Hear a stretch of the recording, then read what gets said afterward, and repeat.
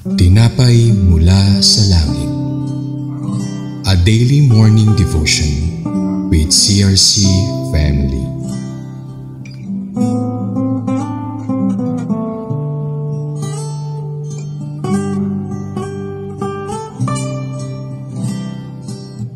Purihin ang Panginoon at magandang umaga sa lahat. Sa muli, narito po ang inyong lingkod, Pastora Melody Grueso ng CRC Calabanga Daughter Church. Sama-sama po nating pag-aralan ang salita ng Diyos dito sa programang Tinapay mula sa Langit, ang pang-araw-araw nating devotion. Tayo po ay manalangin. Dakilang Ama na makapangyarihan sa lahat, Ikaw ay aming pinararangalan sa umagang ito sa pamamagitan ng pag-aaral ng iyong banal na salita. Salamat Panginoon sa umagang kay ganda na kami ay nagising na merong kalakasan upang maranasan ang iyong hindi nagmamaliw na pag-ibig sa amin na iyong mga anak. Salamat sa buhay at hininga. Lagi niyo po kaming samahan sa araw-araw sa lahat ng aming mga gagawin. Amin pong dalangin na samahan kami ng iyong banal na Espiritu upang ang salita niyo po sa umagang ito ay magsilbing gabay at patnubay at pagpapala sa aming buhay espiritual. Thank you, Father God. This we pray in the mighty name of Jesus Christ. Amen. The title of our devotion for this morning, A Widow or Divorced Woman is Bound by Her Vows. Let us read Numbers chapter 30, verse 9, NIV. Any vow or obligation taken by a widow or divorced woman will be binding on her. Purihin ang Panginoon sa pagkabasa ng kanyang banal na salita.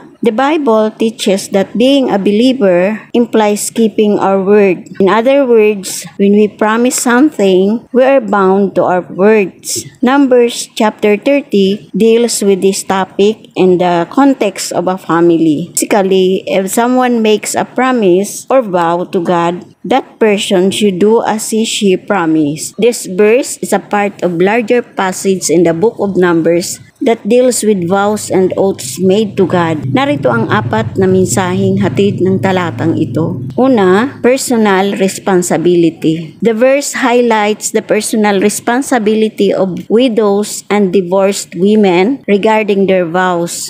Hindi tulad ng may asawang babae na maaaring mapawalang bisa ang kanyang panata ng kanilang mga asawa. Ang mga balo at diborsyadong babae ay may ganap na pananagutan sa mga pangakong kanilang ginawa. Kung paanong sila ay may pananagutan nung unang panahon sa lumang tipan, gayon din naman ang bawat isa ngayon ay dapat kilalanin ang kahalagahan ng kanilang mga salita at pangako. Ito ay maaaring magresulta sa pagiging maaasahan sa pagtupad ng mga obligasyon tulad ng mga pangako sa ibang tao o pangako sa Diyos sa kanilang pananampalataya. Bilang mga Kristiyano, tayo ngayon ay hinihikayat na tanggapin ang personal na responsibilidad para sa ating mga aksyon at pangako. Kasama rito ang pagiging tapat at matapat sa pangako, maging sa personal o espiritual na aspeto. Pangalawa, autonomy and accountability. Autonomy means self-determination, independence,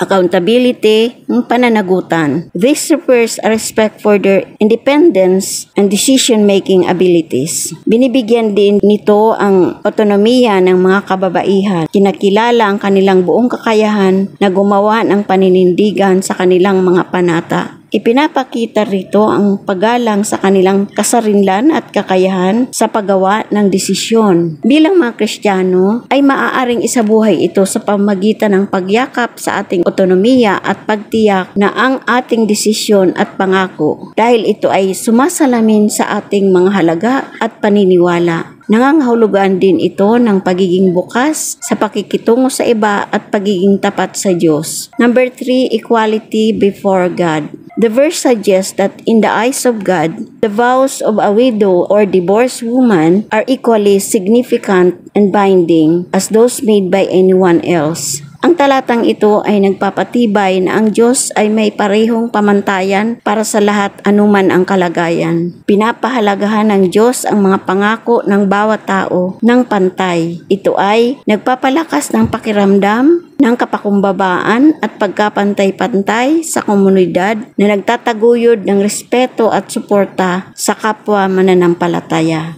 Christian can be reminded that God values the commitment of each person equally. Number 4, seriousness of vows. It serves as a reminder of the seriousness with which vows and oaths should be taken. Ang paggawa ng panata ay hindi isang maliit na bagay. Ito ay may malaking espiritual at moral na bigat. Kailangan mapanatili nito ang kaayusan at integridad at tinitiyak na ang pangako ng Diyos ay tinutupad. Christians should approach vows with careful consideration and a sincere heart upang lalong maging malalim ang pangunawa sa kaugnayang espiritual kung saan ang pangako ay tinutupad at ang pananampalataya ay ipinapakita sa pamamagitan ng seryosong pagtupad nito. Nasasaad sa salita ng Diyos sa mga ngaral 5:4, kung mangangako ka sa Diyos ay tuparin mo agad. Ayaw ng Diyos ng mayabang, kaya tuparin mo ang iyong pangako sa Kanya. Dahil ang Diyos ay tapat, sinabi niya sa Isaiah 45:23, Ako ay tapat sa aking pangako at hindi nagbabago at tutuparin ko ang aking pangako. In conclusion, sa Deuteronomy 7:9, kaya pakatandaan ninyong si Yahweh ang inyong Diyos ay Diyos at siya ay Diyos na hindi marunong sumira sa pangako. Tapat siya sa lahat ng umiibig sa Kanya at sumusunod sa Kanyang tuntunin. Bilang Kristiyano, maging maingat tayo sa ating mga salita at pangako. Alalahanin ang kahalagahan ng integridad, responsibilidad, pananagutan at pagiging seryoso